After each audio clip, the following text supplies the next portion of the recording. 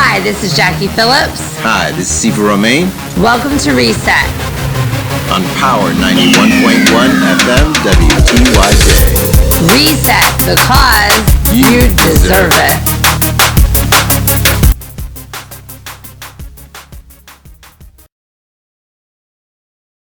Hello. Hello. Jacqui, how are you? Good, how are you? Welcome everybody to Reset. Welcome to Reset. I am so excited about our guest tonight. Me too. She's one of my great friends. I love her. I mean, I've been listening to her music all day getting ready for this. You know, singing. I don't know if you knew this. I don't know what you're about to say. Singing was one of my first loves. I actually, if I could sing, I would be a singer. Can you sing? I don't think so. Because I have a song you could sing it, you know. Hugs are happy. Hugs are happy. I don't know, but I'll keep working on it. And you know, that song's for children that I wrote. So, I mean, I can't sing, and they think I'm like a rock star. So, I mean, there you go. And it's bad. It's bad. Well, I have to join you in Florida to sing Hugs Are Happy. At the school. I said to my mom, oh my gosh, I shouldn't be singing. They're going to need therapy after they hear this. Wow. Anyway. But I'm very excited. I'm very excited for today's guest. And I love the way she sings. Me too. I was so blessed to meet her a while ago. Her name is? Chanel. Yeah. I mean, that kind of says it all, right? Mm-hmm. So I think when you have one name, that's You're it. there. You've arrived. Yeah, you're an A girl. Chanel, welcome to Reset. Oh my God, you guys are killing me. Hi. Hi. You know me. We can't start the show without a little something from you. So oh my God, are you serious? I was not prepped for this. Nobody told me. Oh God, I don't do things like that. Okay. Okay, I could probably sing you my new single that's coming out probably in the next few weeks. Okay. Right. Yeah. I Love You Like Me. I'll sing a little bit, so. Can't nobody love you like me. Love you like me. Can't nobody love you like me. Love you like me. I go beyond the universe and I light the fire inside ya. Because can't nobody love you like me. There you go. See, that's Little snippet. That's what I'm talking about. You know, you got to teach me how to do that. I'll teach you. You just got to be on planks all day. You know, just be on a plank and just hold a note. You remember that? Did you like you hit your other people? No. I would do planks and sing, crunches and sing. Remember the 1, 2, 3s? They were great. They're great. So we ran into somebody recently, Chanel, and the guy was like a little standoffish, and this is like a pretty famous guy, and I'm like, why is he so scared of you? And he's like, oh, because I hit him. Him. He didn't show up to class, and the next time I saw him, I just slapped him. And I'm like, what? What? Well, you hit him. And then he's like, and I'm like, this is why I don't want to be your student. Yo, Sifu. That's a no-no. You don't do that to your students.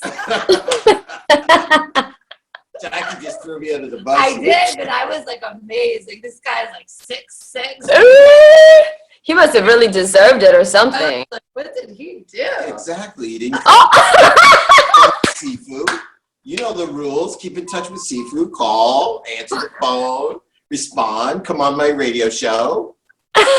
So he didn't come on my radio show. Oh my God, that's so funny. Enough about that. Sorry. Chanel is amazing. Thank you. Just tell everybody a little bit about some of your accomplishments. I know #1, Japan iTunes. Yes, I mean, sorry, that's my computer. Well, accomplishments.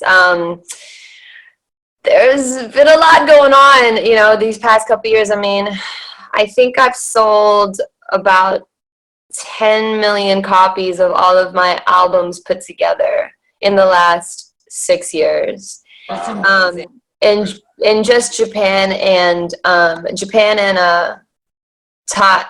Asia, parts of Asia, but mostly Japan. So Wow. Yeah, it's been pretty. Artist of the Year, I understand, at one point too, right? Yep, I was Artist of the Year at one point. And Yeah. Western Record of the Year, Western Album of the Year. Yeah, because, you know, when I first came out there, I was still an international student. So, you know, the way that they put me out was like, okay, you know, she's an international student, singer. And so thinking of you and me being your student. So, you know, the first album was an international album that was licensed, that was also put out in certain places out here and the rest of the world. And then it was after that where we started to experiment with Japanese albums. And I don't speak a word of Japanese, but somehow I don't know, somehow it worked out. Did you have to learn Japanese? Huh? Did you have to learn Japanese? I started to learn Japanese.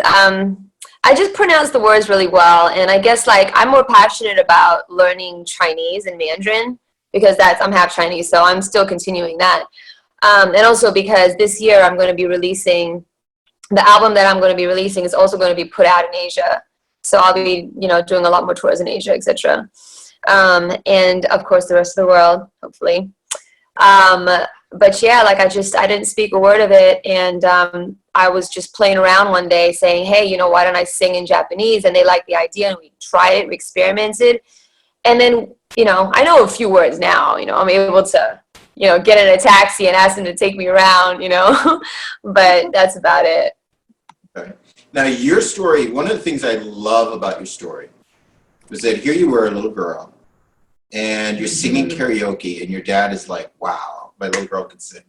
So that's like, you know, something you're like born with. It's like in your heart. It's like God's gift to you, right? So can you just kind of run through your story with us? And while you're doing that, also share with us your reset story. Reset story? Mm-hmm. But also talk about growing my up. reset stories. Yeah, I mean, from you to go from being this little girl into this superstar international sensation, that's a reset.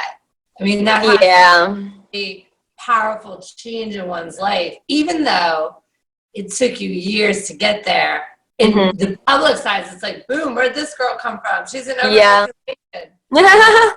It's funny because it does or did feel like that. I feel like my story is interesting because, okay, so I was born in Malaysia, and that's where my dad had his karaoke and everything. And then by the age of 10, they decided to move us over to Perth, Western Australia, because they wanted us to get a different kind of education. And so being in Australia, it's the most isolated city in the world, Perth.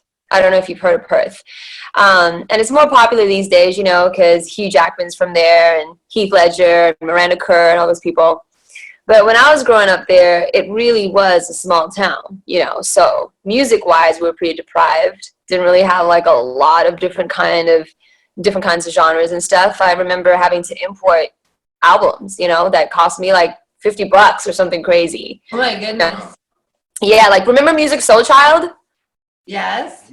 Yeah, like I remember when his first album came out, there was like one copy, and they were like, well, if you need it, you need to import it, and it'll cost this much. And I'm like, I forgot how old I was. Well, how was I, like 16, 17 or something? Really? Wow. Like, so, but after I finished high school, because it was such a place of isolation, and I'm like, well, nobody really does music like that here. I was in a band from the age of 14, and I was in the top 40 band for about 5 years. So that's like the most that I thought I was going to be doing there. And so my mom, after high school, I said, well, you know, I'm thinking maybe I should study psychology, maybe journalism or something. and then my mom was like, no, go and audition to get into the Performing Arts University. And I was like, yeah, but you need to know theory, and you need to be really good, and they only take like 3 singers a year. So I was like, okay. So I just went anyways, and they took me in as the 4th singer there. It was just solely on the talent. They're like, are you sure, you know, would you promise us that you would study really hard and do really well on your theory? And I'm like, Yes, okay. So I got in. And that's when it all started to really change for me. So now I grew this confidence, like, okay, maybe I can really take my music to another level. And at that time, I was producing my own stuff, and learning how to write my own songs. And then MySpace came out. So MySpace was like that new outlet, everybody was using. You could put your music up. So I put some music up. Put my little profile, did my little photo shoot or whatever. And and then I get a message after a couple months, from a guy by the name of Charles Dixon, who ended up later on becoming my manager. But he was the guy that actually came over to, who founded me and told me that he wanted to get me my first deal out in America. And he did. He hooked it up. And it really did feel like that, from the moment of him finding me in MySpace and coming to Australia to meet my folks, and then getting a contract and then flying over there. It all happened in the span of, I think, about maybe, I want to say 2-3 months. Oh, wow. That was quick. Yeah. So that was like a huge reset, if we want to talk about reset, Yeah. So went over there and everything happened, in my opinion, a little too quickly. I think everybody got like really excited and really didn't really spend much time figuring out, like, okay, who is Chanel? What is the Chanel brand? What kind of music is really going to catapult her to the next level? So the single that I put out was a reggae pop single. It was called "I Fell in Love with a DJ." Yes. And it was a fun song that I recorded at home, and it was over an R. Kelly beat. It was an R. Kelly beat. It was the bump bump R. Kelly beat, and that was the version that Japan put out. However, in the United States, they got that remix and turned that into a different instrumental. So that was like the first thing, I toured 40 cities. I did like so many different interviews with different radio stations, and I did these dub plates for all of these different DJs. It was a lot of fun. And here I am like, wow, this is my life right now, and I'm ready. And I've always been hungry and ready to work hard. And I think it was on the 40th city, where they told me, Chanel, I'm sorry, but, we got to go home because the single is not doing well. So it was just like that. It was like, boom, you got it, to boom, you don't got it. And then that's what's very interesting about how, some people think that once you got it, it's kind of just like, oh, you just go, go, go, go, go. In my case, it was slightly different. It kind of went from going to having to like stop and pause, and I was like depressed for like a little bit. But here's where the other reset happens. Japan says, Chanel, I want to put out your single and I want to put out your album. How do we do that? And they were like pushing and pushing and pushing. And here I am trying to get stuck. I'm stuck on something that wasn't moving. And that's another lesson that I learned. It's like, no, I wanted to come out here in America. I wanted to come out and be put out into the rest of the world. There's an opportunity for you sitting right there. They're screaming for you. Your fans are like waiting for that. What are you going to do? So I was like, okay, I'm going to go see what it's about. About that. What do you say? I like have chills right now. I do. Yeah. I have shorts on so you can see it. No, but I say that sometimes you have to break up with a dream to birth a new dream, or else you're not going to be able to open that door. Yes, because sometimes, and this goes with everything, relationships, work, whatever it may be. I've heard this from many different motivational speakers, but experiencing it, when you actually experience it, being stuck to a picture, because I think there's a lot of studies that I encourage people to really understand what it truly means to envision something, but not be attached to the picture.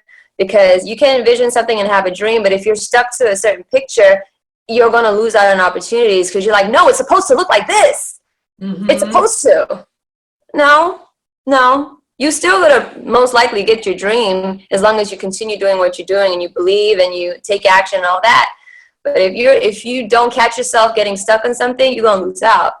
So I felt like I've almost lost out on opportunities because I was so stuck on one thing. So how did you change that inside of you? Because now you're really young, so at this moment you don't understand all that you do now. Was there like this little voice inside of you, or are you a ooh, I'll tell you about these voices.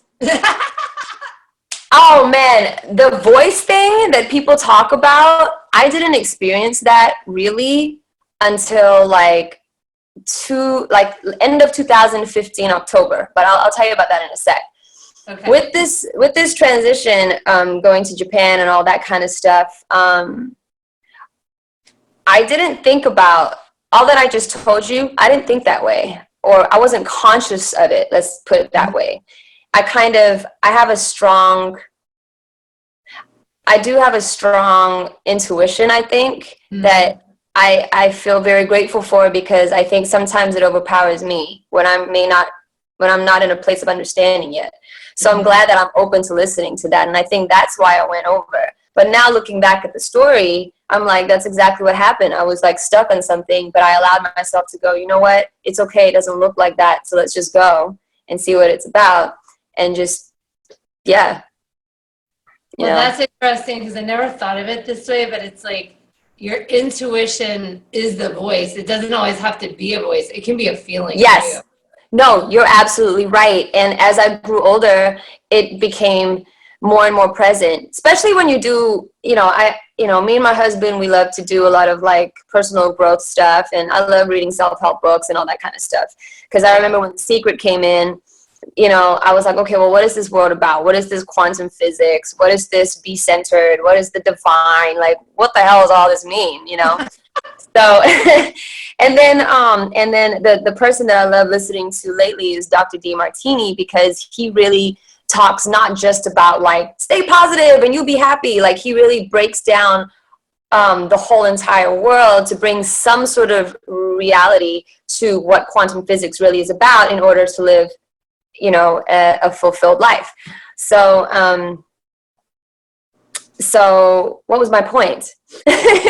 I was saying that you're talking about the voice inside. Yeah. Yeah. So yes. So I do believe that throughout the years, I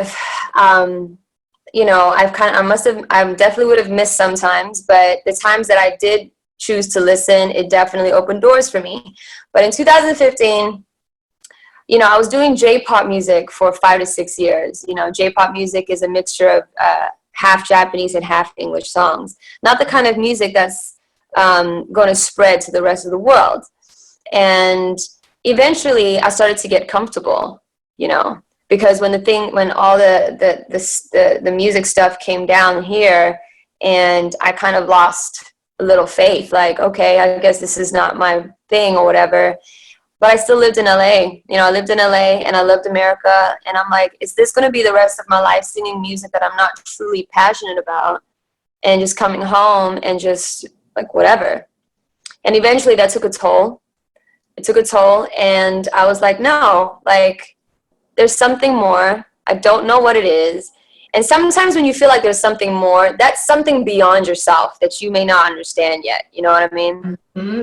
So I finished off my contract, and I said, all right, I don't know what I'm going to do. So when I went to New York, and this is when this thing happened. So I battled in my head for probably God knows how long.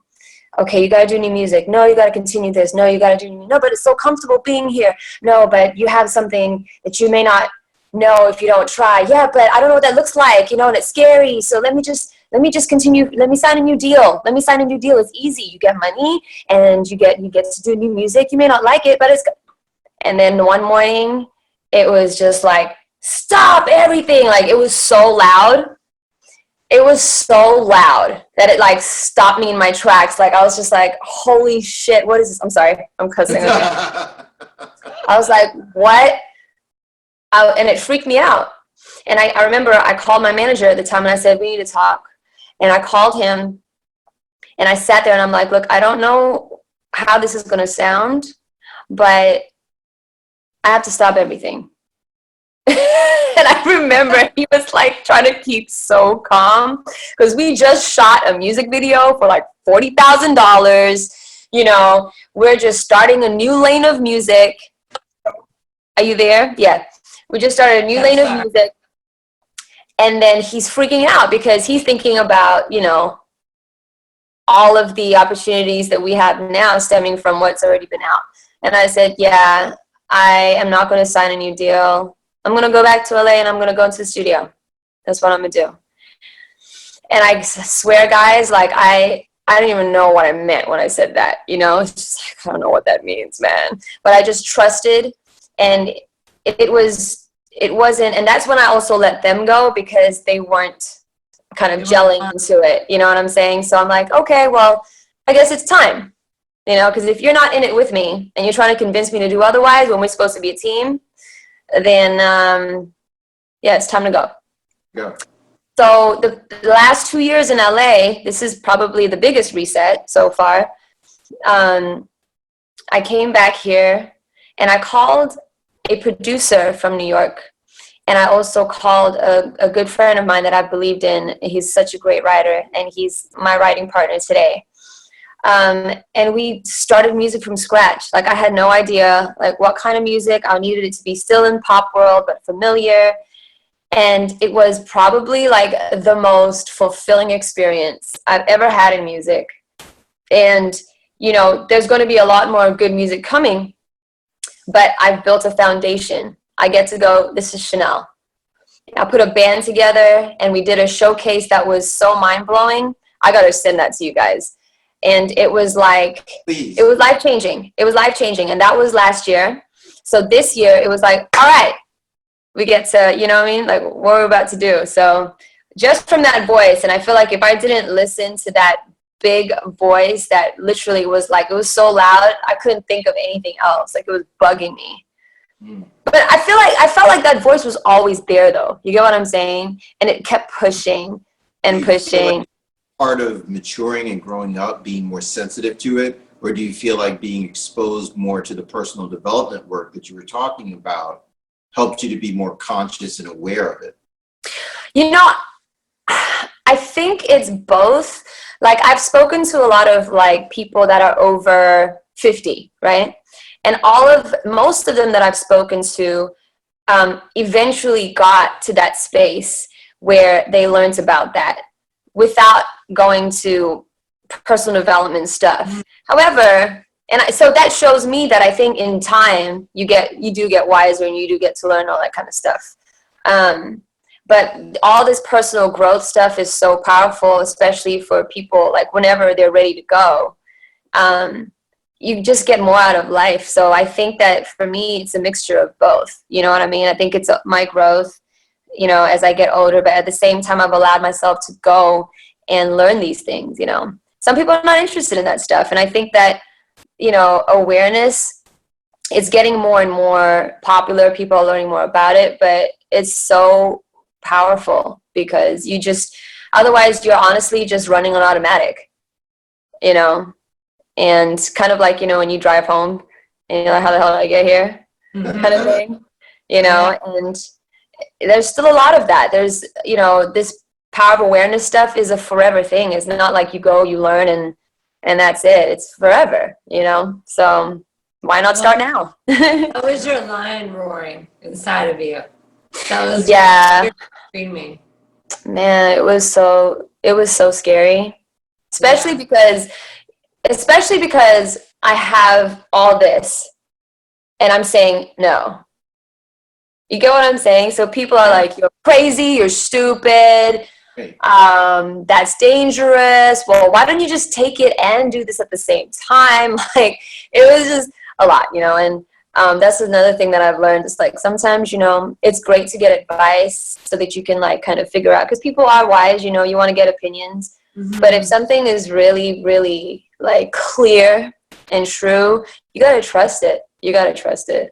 Well, what's your advice to people who are in that crossroads or in that place of transition, but they're experiencing that fear? You know, we've all heard the saying, feel the fear and do it anyway. But realistically, how do you, because here you are, you have this great career, you've got all this opportunity, you've got, you know, people would die to be in your shoes, and now you say, no to that, I'm doing this, and you're letting go of it and facing your fear, confronting it. So what is your advice to people who are maybe in that situation or one day will face a situation like that? How did they get through it? How do you get over your fear? I don't think you'll ever get over it, you know. I think it's easier said than done when we say, you know, when you fear it, you should do it. It's true, because usually when you fear something, it's because you really should do it. For me, especially because I'm sure a lot of people relate, you know, we have a lot of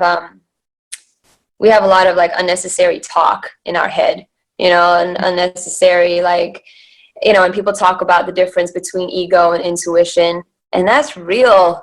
It's so real, you know, like the whole, like, you know, being able to differentiate, you know, what your ego is telling you and what is like truly like, you know, one of the biggest things, and it can still get confusing, and it took time for me, and still is difficult at times. You know, when people say, you know, you have to get to a real quiet place, your intuition never feels weird. You know, intuition always feels like a balance, like it just feels, how do you call it? Like oneness, or it doesn't feel like anything. It's just like when you ask a question and you get an answer and it's just like a whoosh, that's usually your answer, but our ego doesn't want us to like grab onto that, you know. It wants to say all this other stuff, like what if, and yeah, but you got all of this, and it still sounds like it comes from a loving place, you know what I'm saying? But it's for everybody, I think it's different, and I think it's really, really getting quiet, writing in your diary, like that helps me too. Like sometimes I just write, and either I read back and it gives me some sort of sign, or it takes out like toxins, you know what I mean? And you get clear after you've written everything out, and you just sit there, and that's what I gotta do. Like you just gotta trust yourself. But like I said, again, it's easier said than done, you know. It's like you really have to take a lot of time to yourself and ask the right questions. Gotta ask yourself the right questions. How did you find your influence now? I guess, I mean, obviously it came from your soul, but now you're reading all this new music. Where did it come from? Because you had such influence from your other world that you were living in. It's two different lives, two different worlds. Like, how do I create new stories and new songs kind of thing? Where do you get your inspiration? Yeah, but where are you getting your inspiration from? Oh, You've been so in that world for so long, in Japan, and this pop star, and you know, I'm sure you were going through turmoil of even kind of like, how do I even start? How do I reset to zero and write like Chanel wants to write, and sing like Chanel wants to sing? You know, I was called the love song princess over there.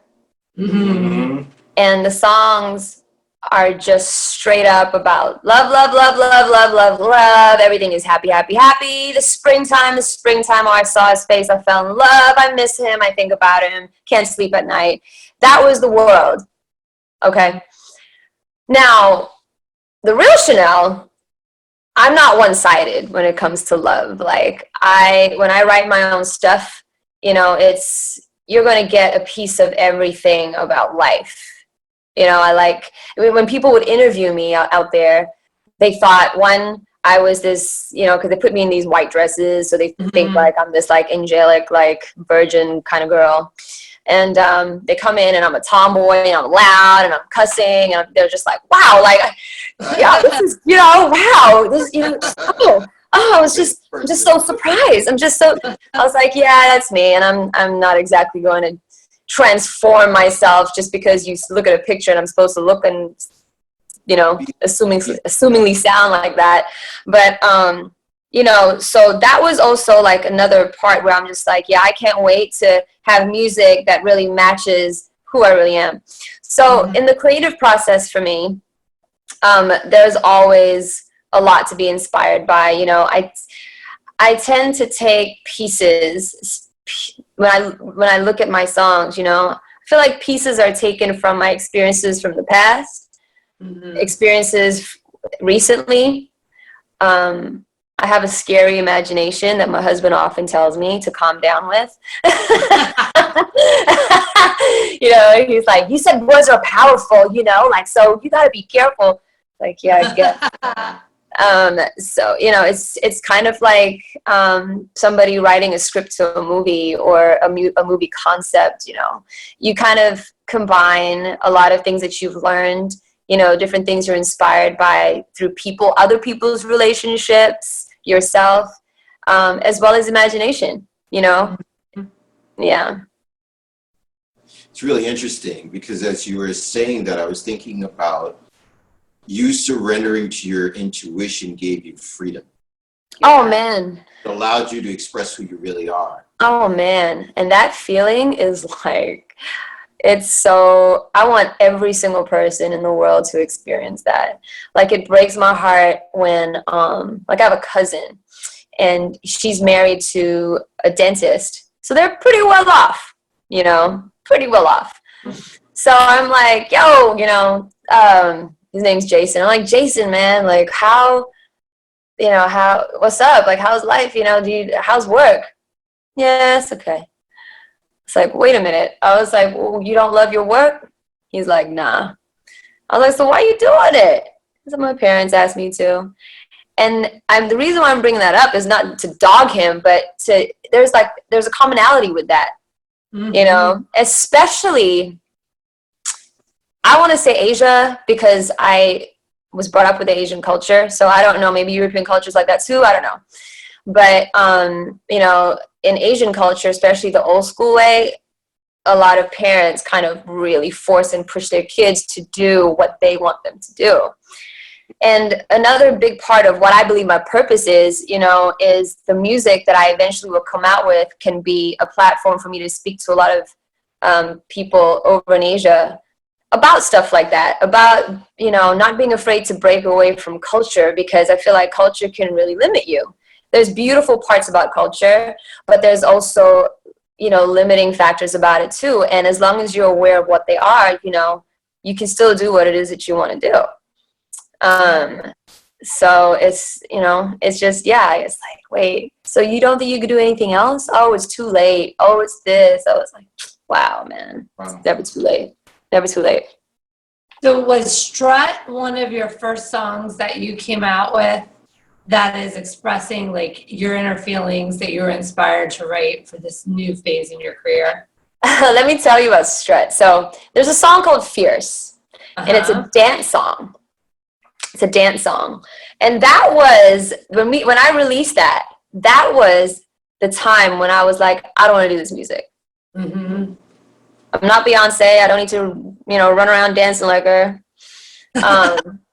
And so I was like, when my producer came over, I was like, okay, let's play. Let's experiment. Let's take that song and I want to be able to take that song and make it into the kind of music that I want to do now. So that same song is now called Strut, with the band, you know, the new image. Right. So it's like, that was like my transitional piece. I can't even call it like a single because it was already out, but it was like an experimental transitional piece. Wow. You know? Well, I love it because you said in like an interview, and it's on your bio, that it challenges people to confidently be themselves, empower one another, and have fun while doing it. Oh, absolutely. Yeah. And I love that because that's what Reset's all about. It's walking in your unique divine purpose for who you're supposed to be while you're here on this earth. Like who God designed you to be. But we get so quiet by the voices in our head, what people tell us we're supposed to be. Exactly. And it's not only in Asian culture, it's in every culture because you believe it. There you go. Spiritual weight, which I think like in the book I talk about, in my book Reset, I talk about spiritual weight. Like that was my problem. I had all these things that stuck to me. And do you feel that you had spiritual weight by having to be someone that you weren't for so many years? Was that Yeah. hard for you? Yeah. Yeah, and you know, it's funny because for the longest, it's like, you need to do the right thing, Chanel. Mm-hmm. You know, you need to do, you know, you don't want to take too many risks. Mm-hmm. You know, you have to go with what's out there, and eventually you get to do what you want to do. Yeah. Right. Now, it's honestly like, that's work for some people, and they have their own story and their own hurdles and whatnot through that. I just happen to be one of those that it worked for me to a certain extent, but it definitely didn't create a fulfilling life. It was always like, can't wait till this part is done. Can't wait till this part is done. Yeah, I don't really want to wear that. You know, I'm not really comfortable in that, you know, and eventually it took a toll. Like, what are you doing? You know, what are you doing? I think that when you do music as an artist, you want your fans to be happy. You want them to be able to relate to the songs that you write because you're inspiring people. Mhm. However, I think it goes both ways. For the longest, I feel like it was more so give, give, give. You know, it was more so like just for them. But, you know, it's for the both of us.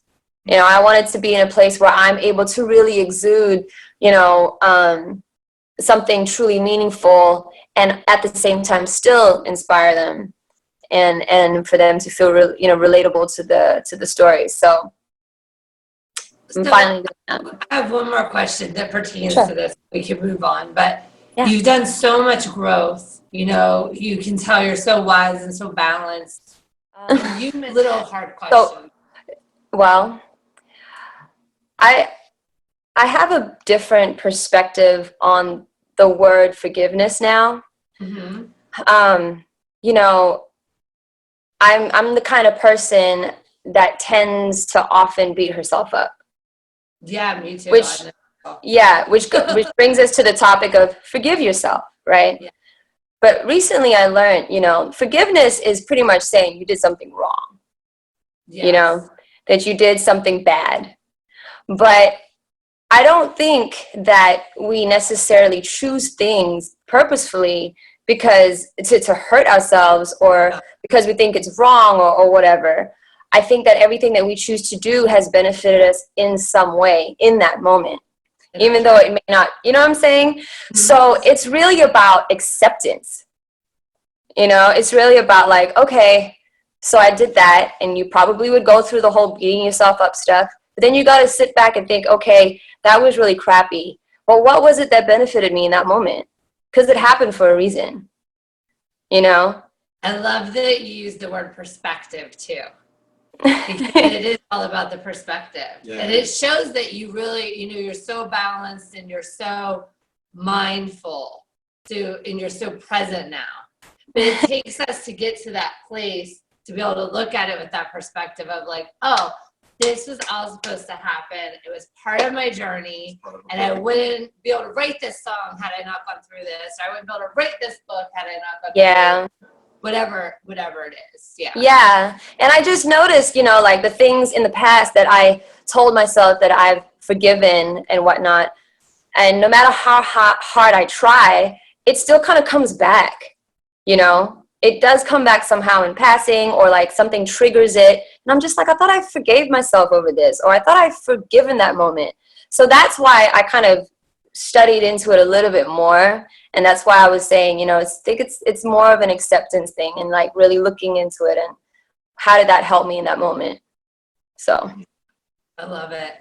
A lot of what you're saying reminds me of Bruce Lee's quote, honestly expressing yourself. Honesty express yourself, you said? You honestly express yourself. Honestly express yourself. Expressing yourself. It's dangerous. It's dangerous for you. Yeah, you know, it's scary. Why? Because we're afraid of what people are going to think, you know? For you, honestly expressing yourself in your music, in your life, what does that look like? Good question. What does that look like? Are you asking me? Yes. For you, honestly expressing yourself, right? Because it's really about being your authentic self, right? Right. Right. So in your both in your music and in your life, right? What does that look like for you? What does it look like? What does it look like for me? What does it look like for me? Well, first thing is that definitely different, unique. Because for the longest, I've been one, you know, for the longest, I'm like, okay, I have to look this way. I have to do this because this is what artists do, etc. I think for me, what it looks like,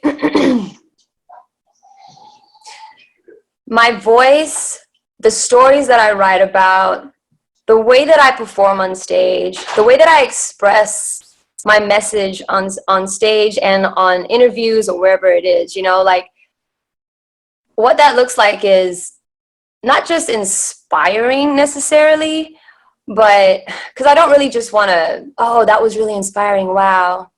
I want to go a little deeper into it because one, I'm Asian, and for the longest time, and I don't believe this, but for the longest time, it's been, oh, well, we don't know how to put her out, or we don't know how to understand her, you know.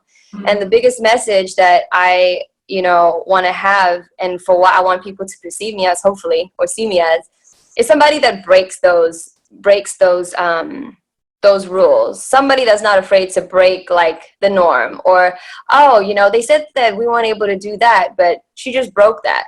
And I kind of I want that, you know, I want to be able to encourage more people to break out of like things that are so like in the box, you know. And a lot of people these days more and more are talking about, you know, you got to think out the box, you got to da-da-da, you got to be, then do it. Like, you know what I'm saying? It's like, we're so good at talking about it. We're so good at wanting that. Can you do it? Can you just do it already? So I just want to do that, you know? Wow. Thank you. I love it. We get another song. It comes out on iTunes in about 3 weeks. But my EP does come out soon. I'm aiming for April.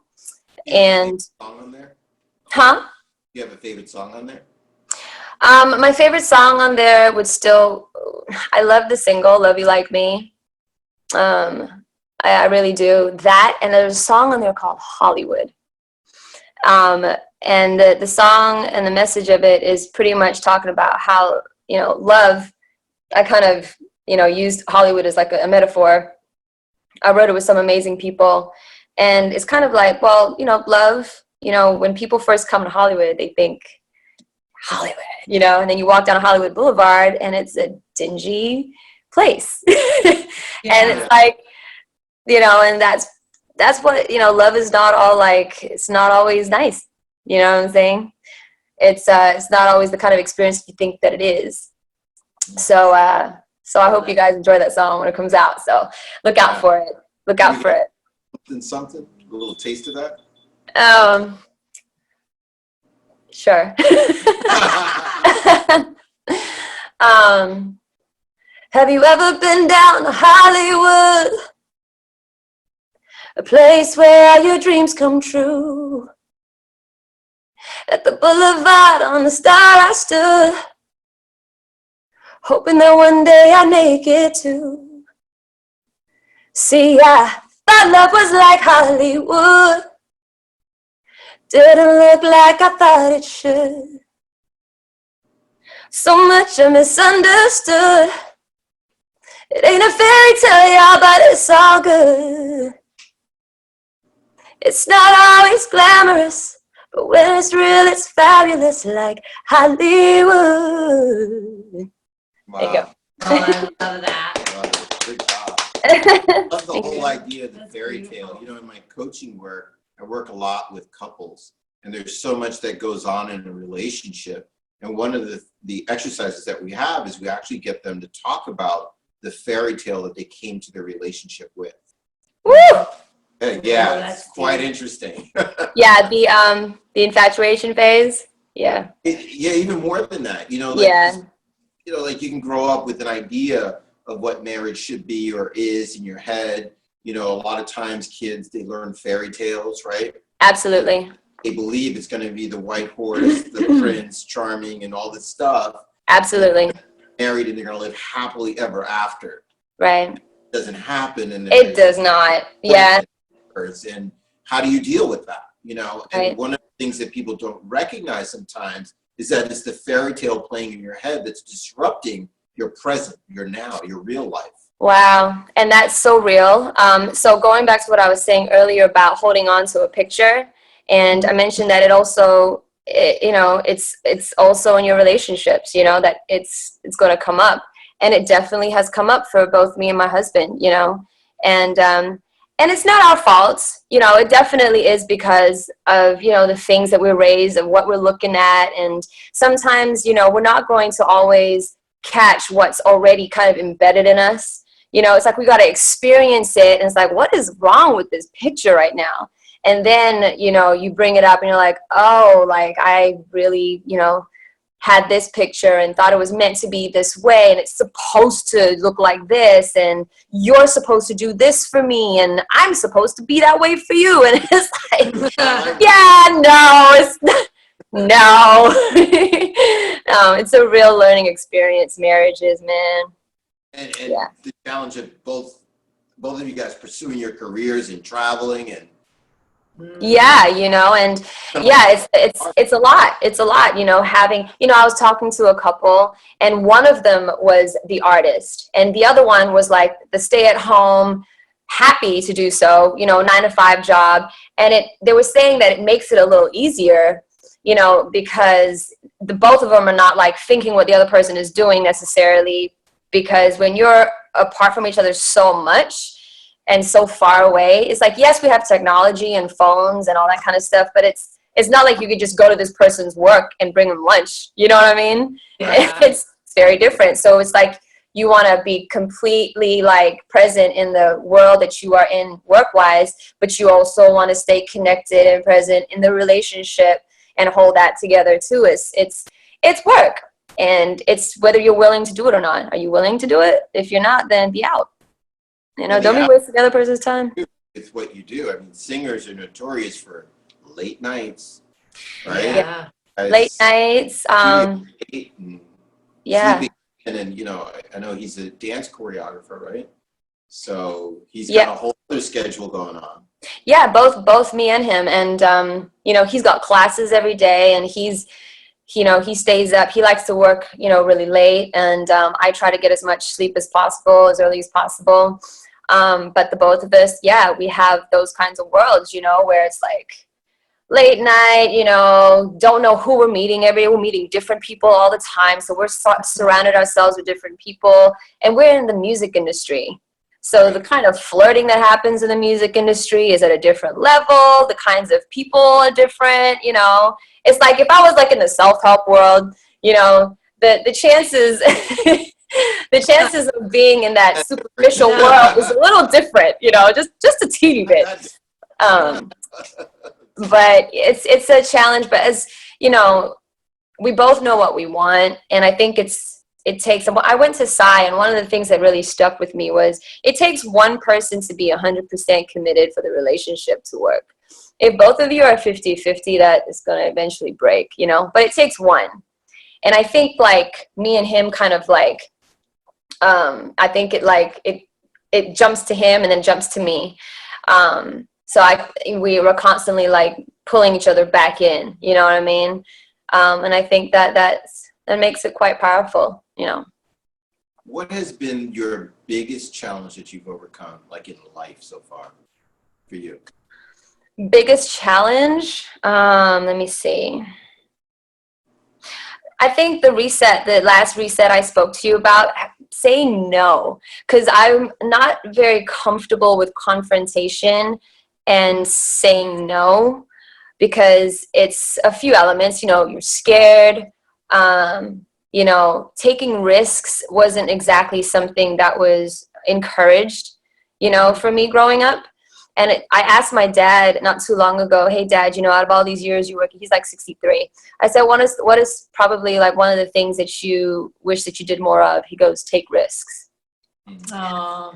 So, and for him to say that, you know, because I watched this man very calculative and very like, you know, somebody who doesn't take a lot of risks. And that's what I grew up seeing. So for me to say no to a contract, you know, and continuing on a career that was actually going to catapult me to a whole other level, that was the biggest, like, that changed my life, you know. It changed my life. And people still till this day was like, man, you were about to be this, and you're, yeah, but was that truly what I wanted? That was what you wanted from me. I didn't want that. It's okay. You didn't want to sell solo. Yeah, you know. Yeah. What are a few tips you would tell our audience for going through a reset? And now you've been through several. What are like 3 things that really just kept you fulfilling your purpose? Easier said than done.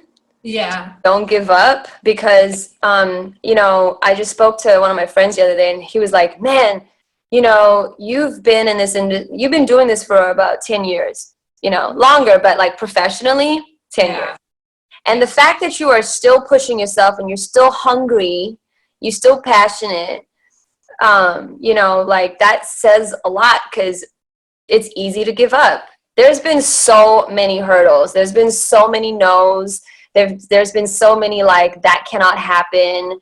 There's been so many of those moments for me, you know. But you just can't stop. You can't stop. Be open to different things when they come, I think. You know, don't be so stuck on stuff. Just be open to that and go with the flow, but just be very like, just don't let that vision disappear. Just have faith that you will get there, and just make sure that the action steps that you take, you know, make sure they're purposeful, you know, because we can get distracted, you know what I'm saying? But make sure those actions are purposeful, and just be open, be very open, because you never know. You may think you're supposed to meet this people and have this formula, but it may not be. It really may not be. So. That's good advice. Good job. Yeah.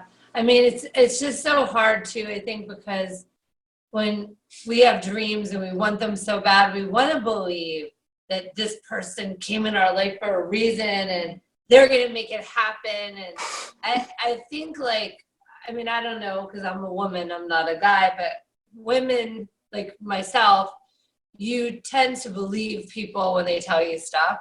You know, like, why would they lie to me? I mean, I'm a little different now. I have a different discernment. You're supposed to just trust people. Just trust people. Yeah, but, you know, you believe it and you're hopeful. And, you know, hope dies hard. And it causes us to have resets, unfortunately. Yeah. You know, and I think that also introduces us, or really exposes like what responsibility really is.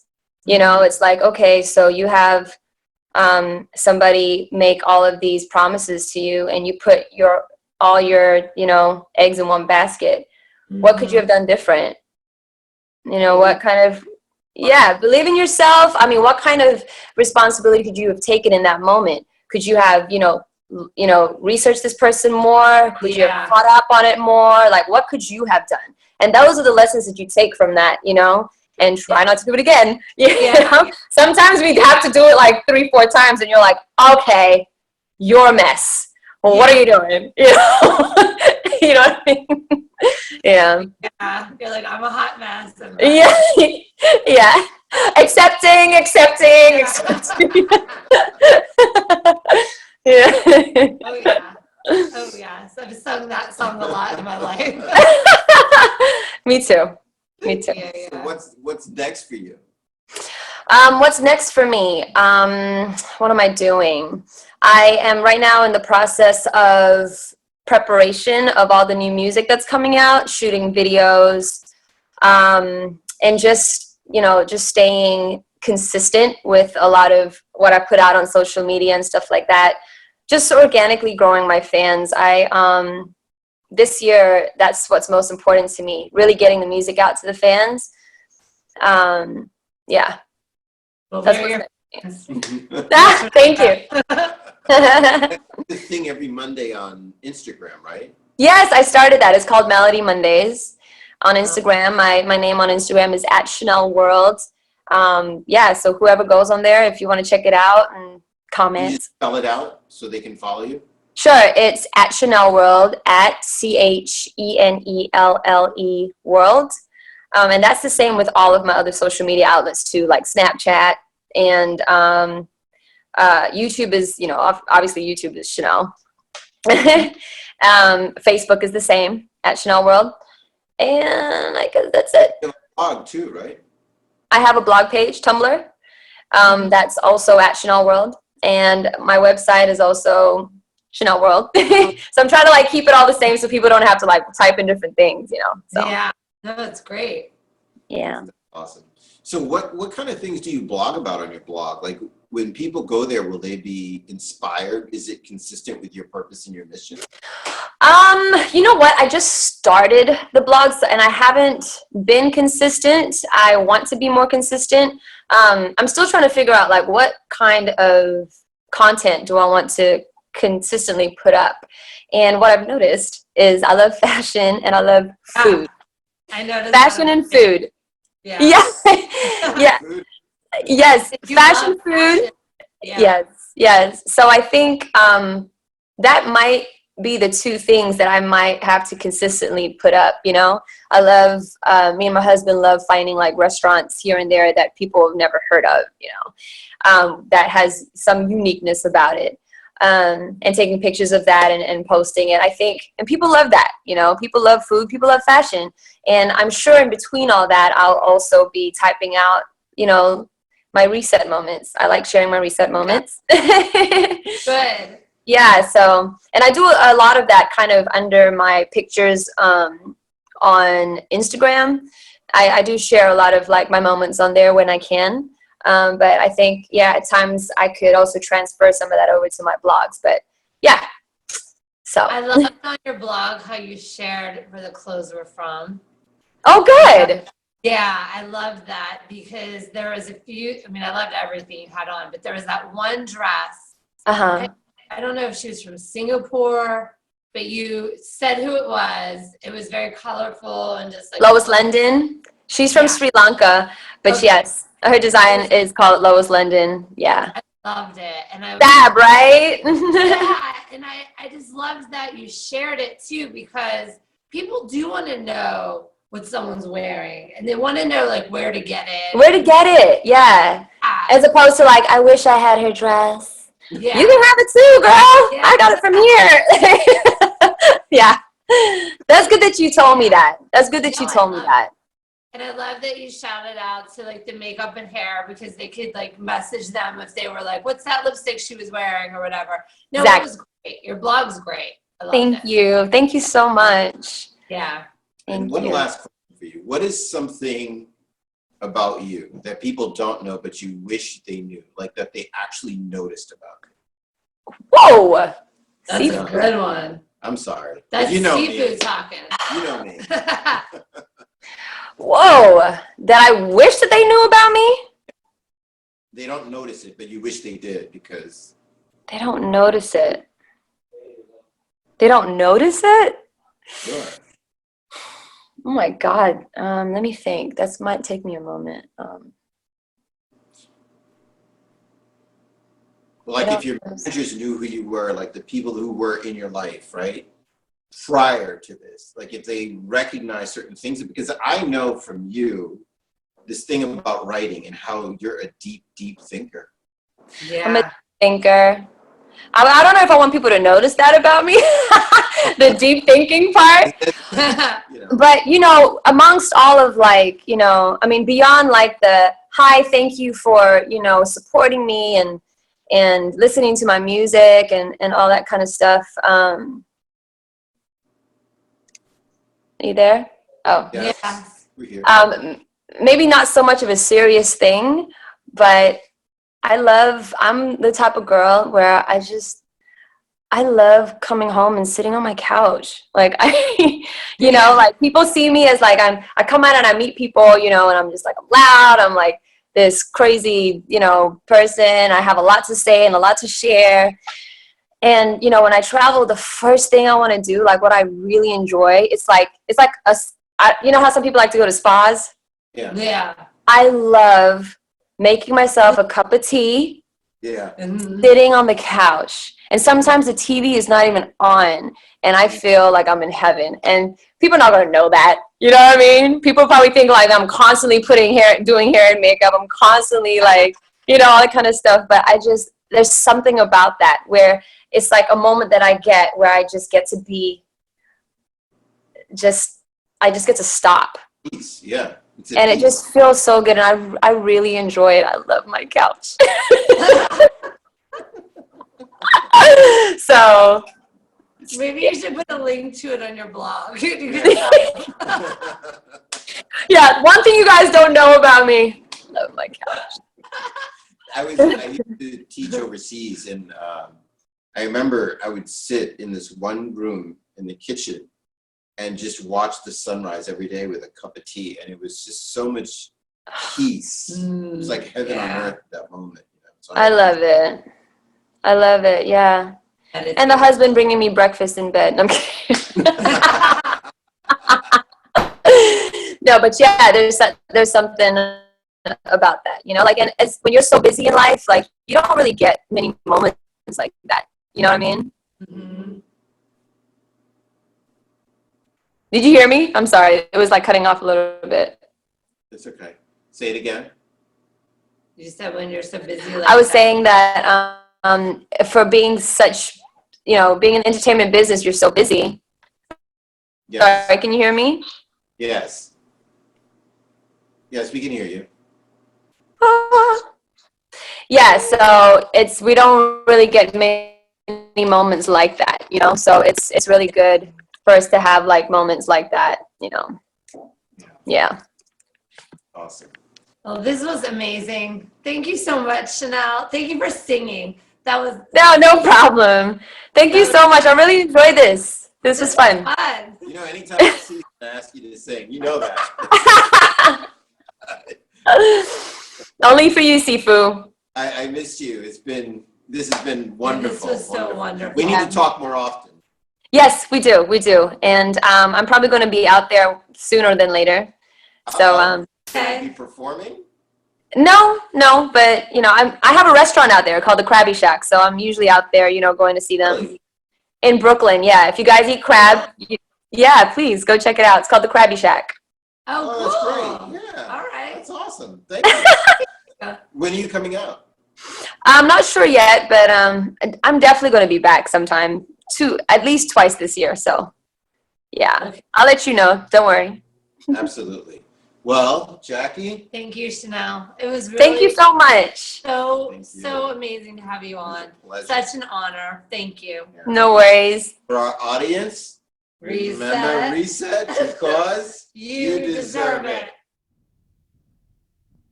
Welcome to the Reset YouTube channel. Every Monday, we are going to have a new video. Every Thursday, we will be live. We help you create the life you've always wanted. We are going to talk about makeup, Fitness, relationships, coaching, and much more. Make sure to like, comment. share, and subscribe. Yes.